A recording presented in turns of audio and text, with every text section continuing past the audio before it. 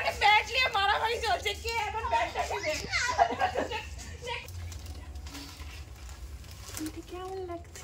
Hello friends, welcome back to my channel. তো আজকের ব্লগটা এভাবেই শুরু হবে, যা টেনশন করে বেরিয়ে যাবে।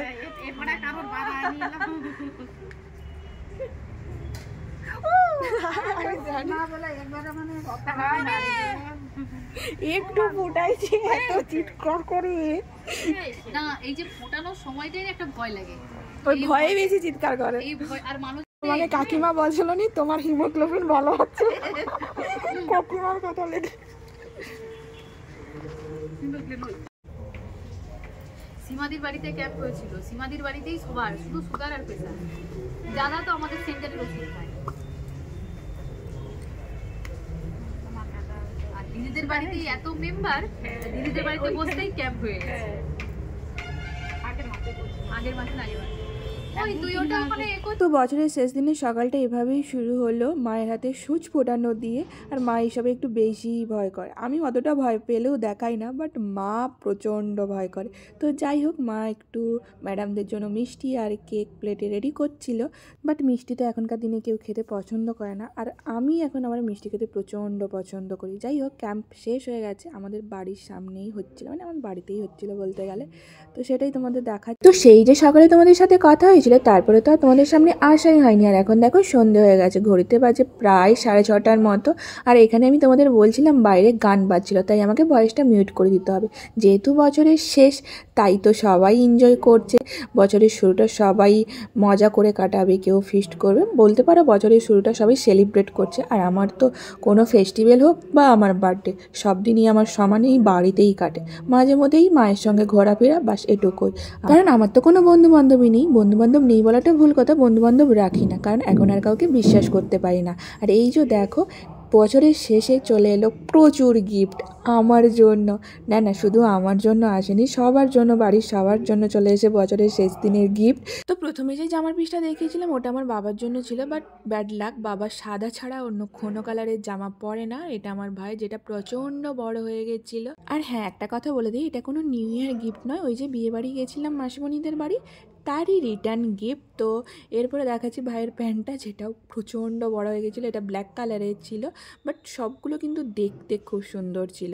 আর এরপর দেখাবো বাড়ির সব থেকে ক্ষুদে সদস্য মিঠির জামাটা দেখাবো। মিঠি হয়তো এখন জামাটা পরতে পারবে না, বাট 2-3 মাস পরে ঠিকঠাক হবে মিঠির। তো চলো দেখিয়ে দিই মিঠির জামাটা। তো এই হচ্ছে মিঠির জামা, পিঙ্ক কালারের ছিল, আর ভেলভেটের কাপড়ের মতো লাগছিল, তো তাই তো মনে হচ্ছিল। তো জানি না তোমরা ক্যামেরাতে দেখে কী বুঝতে পারছো, তবে জানো তো এইরকম ভিডিও, এই জামা কাপড়ের ভিডিও অনেক দিন পরে করছি। আমি নিউ ইয়ারের জন্য যেসব শপিং করেছি তার ভিডিও আমি পোস্ট করিনি, কারণ আমি নিজে কিনেছি 2টো ড্রেস, বাবা দিয়েছে, মা দিয়েছে। বলতে পারো এখন আর সেভাবে কোনো ভিডিওই করা হয় না, কারণ ভিডিও করার জন্য যে মন মানসিকতার প্রয়োজন হয় সেটা আর আমার, মানে কী বলবো, ছাড়া বাদ দাও। আর সেভাবে তো ভিডিওতে ভিউজও আসে না। আর এই যে দেখো, এটা হচ্ছে মায়ের শাড়ি। আর এখন তো আমাকে শাড়ি বেশি কিনতে হবে, কারণটা আমি তোমাদের সাথে পরে শেয়ার করব। তো যাই হোক, এই যে মায়ের শাড়িটা দেখো, মায়ের শাড়িটাও খুব ভালো লাগছে। আর এটা পেটিকোট আর ব্লাউজ ছিল। তো যখন আমি মায়ের শাড়িটা পরবো তখন আমি তোমাদের সাথে শেয়ার করব। আমার শাড়ি কী বলো তো, বেশিরভাগ ওই স্কুল বা কোনো অফিস টফিসে পরে যাওয়ার, মানে এরকম, মানে সিম্পলের ওপর শাড়ি। আমার এই বেশি ঝিকঝাক শাড়ি পরতে ভালোও লাগে না, আর আমার একটা শাড়ি বেশিবার পরতে ভালোও লাগে না, যেটা আমি তোমাদের আগেই বললাম। তবুও তো ওই ব্ল্যাক কালারের শাড়িটা আমি প্রচুরবার পরেছি, কারণ ওটা আমার সবথেকে প্রিয় শাড়ি, যেটা আমি বহুবার পরেছি। আর বেশিরভাগ ওটা বিয়েবাড়ি ছাড়া অন্য কোনো ওকেশানে, মানে দিনের বেলায় কোনো ওকেশানে ঠিক ভালো লাগবে না। আর এই যে দেখো পিঙ্ক কালারের এই ব্লাউজটা, যেটা আমার খুব বড় হবে, সত্যিই বড় হবে, ওটা ফিটিংস করতে হবে, তারপরে আমি পরতে পারবো। ভাবছি এবারে সরস্বতী পুজোয় পরে বেরোবো, এবার জানি না কী হয়, তার আগেও চেঞ্জ হয়ে যেতে পারে, কারণ আমিও 2টো শাড়ি কিনেছি। তো সরস্বতী পুজোয় পরার জন্য এটা পেটিকোট ছিল, আর এই শাড়িটাও আমার খুব পছন্দ হয়েছে। সবথেকে মানে ভালো লাগছে আমার নিজের গিফটটা। তোমাদের কেমন লাগছে বলো, এই পিঙ্ক কালারের শাড়িটা কি তোমাদের পছন্দ লাগছে? আমায় পরলে ভালো লাগবে, আমার তো খুব ভালো লাগছে, এবার জানি না আমায় পরলে কেমন লাগবে। বাট আমার সত্যি কথা বলতে গেলে কোনো ড্রেসের থেকে না শাড়ি পরতে আমার বেশি ভালো লাগে। আমি জানি না আমাকে শাড়িতে ভালো লাগে কি না, বাট আমার শাড়ি পরতে বেশি ভালো লাগে। আর আমি শাড়ি ক্যারি করতে পারি, অনেকে শাড়ি ক্যারি করতে পারে না বলে, বাট আমি শাড়ি খুব ভালো ক্যারি করতে পারি। আমাকে সারাদিন শাড়ি পরে মানে শাড়ি পরতে বললেও আমার কোনো অসুবিধা নেই, বাট আমার শাড়ি পরতে সময় লাগে। শাড়িটাকে মানে পরবো যখন সেটাকে প্রপারভাবে পরি, তো তার জন্য আমার সময় লাগে। বাট আমি শাড়ি সারাদিন ক্যারি করতে বলে আমার কোনো অসুবিধা নেই। মানে আমার মনে হয় অন্যান্য ড্রেসের থেকে আমি শাড়িটা বেশি ভালোবাসি পরতে। তো জানি না আমাকে শাড়িতে কেমন লাগে, বাট আমি সব রকম ড্রেসে কমফোর্টেবল, বেশি শর্ট ড্রেসে নয়। পেয়ে যাবে। এবার তোমরা বলো তোমাদের নিউ ইয়ার প্ল্যান কী? আমার তো নিউ ইয়ার প্ল্যান কোনো কিছুই নেই, বাড়িতে খেয়ে দিয়ে ঘুমোবো আর মানে বাড়িতেই থাকবো, কোনো প্ল্যান নেই। আর এখন মানে বছরের প্রথম দিনটা সবাই ঘুরে ফিরেই কাটাতে চায়। আমি প্রতি বছর মায়ের সঙ্গে ঘুরতে বেরোই মানে প্রথম দিনটা, বাট এবারে ঘুরতে বেরোবো না, কারণ আমার একটা কথা আছে, মানে একটা কিছু করছি আমি, সেই জিনিসটা যতক্ষণ না সাকসেস পাচ্ছি ততক্ষণ আমি কোথাও ঘুরতে যাব না। তো বাই দ্য ওয়ে তোমাদের সবাইকে জানাই হ্যাপি নিউ ইয়ার 2025।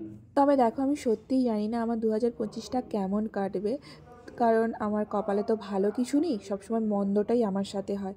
কারণ সেটা অবশ্য আমার নিজের দোষেই হয়, কারণ আমি সবাইকে অতিরিক্ত বেশি বিশ্বাস করি। মানে আমি যখন কাউকে ভালোবাসছি না, সেটা যে কোনো সম্পর্কের ক্ষেত্রে হোক, আমি আমার সবটা দিয়ে তাকে ভালোবাসি। আমিও আশা করি সে তার সবটা দিয়ে আমাকে ভালোবাসবে, বাট সেটা আলটিমেটলি হয় না। মানে এটাও হয়েছে যে আমি যখন কাউকে সবটা দিয়ে ভালোবাসি, সেই মানুষটা বলছে বাবা তুই থাম, আমি তোর কাছ থেকে চাইছি না, আমি চাইছি তুই দূরে থাক। সেটাও পর্যন্ত হয়েছে। মানে আমার মানে ওই যে তোমাদের ফার্স্টেই বললাম না, আমি আর কোনো বন্ধুকে আমি আর কোনো বন্ধু হিসেবে বিশ্বাস করি না। মানে বলতে পারো কোনো মানুষকে বিশ্বাস করি না, সে যে কোনো সম্পর্ক, বন্ধু হোক, রিলেটিভস হোক, বা তোমার অন্য কোনো সম্পর্কের কথা তো এখন আসছেই না, বাদই দাও, সেটা তো মানে আর চাইছি না। তো আমি বন্ধু-বান্ধবকেও আর অ্যালাউ করব না। কেউ বলবে আমি তোমার বন্ধু হব, কেউ বলবে তোমার বন্ধু হিসাবে পাশে থাকছি, সেটাও আমি আর অ্যালাউ করব না।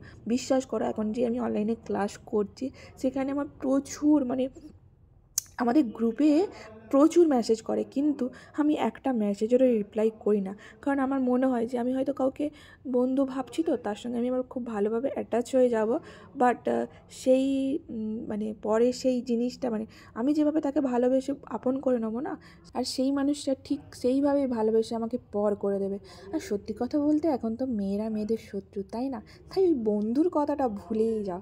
আর হ্যাঁ, আমি তো কোনো ছেলে বন্ধু রাখিই না, তো ওই বন্ধু আর জীবনে কখনো করতে পারবো না।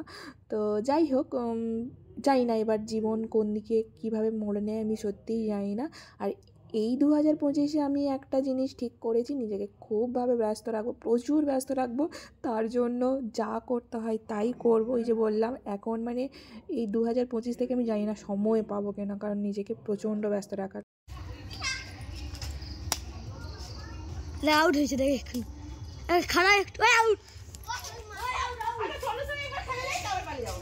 তো তারপরে দেখো, সারা বিকেল খেলাধুলো কিচ্ছু নেই, সারা বিকেল ওই ল্যাদ খেয়ে খেয়ে গপ্প করে করে কাটিয়ে দিয়েছি। আর এই যে সন্ধ্যাবেলা সব বাচ্চা কাচ্চাকে নিয়ে খেলতে বেরিয়ে পড়েছি। লাইট জ্বেলে খেলা হচ্ছে, পুরো অন্ধকার, খাঁ খাঁ করছি, আর তার আশেপাশে ফিস্ট করছে। যদিও ওই ফিস্টে আমি নেই, কারণ আমি বলেই দিয়েছি কোনো আমি সেলিব্রেট করবো না যতক্ষণ না আমি আমার লক্ষ্যে পৌঁছতে পারছি। তার জন্যই কোনো সেলিব্রেট করছি না। এমনিও কালকেও ফিস্ট আছে, আজকেও ওরা রাতে ফিস্ট আছে, ওরা অনেক করে আমাকে বলছিল, বাট আমি তো থাকবো না।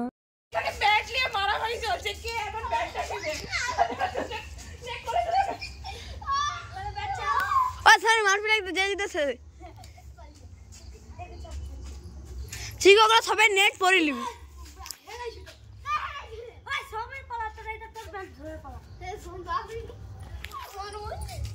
তুই চলো ভিডিও ধরে ভালো করে ধর।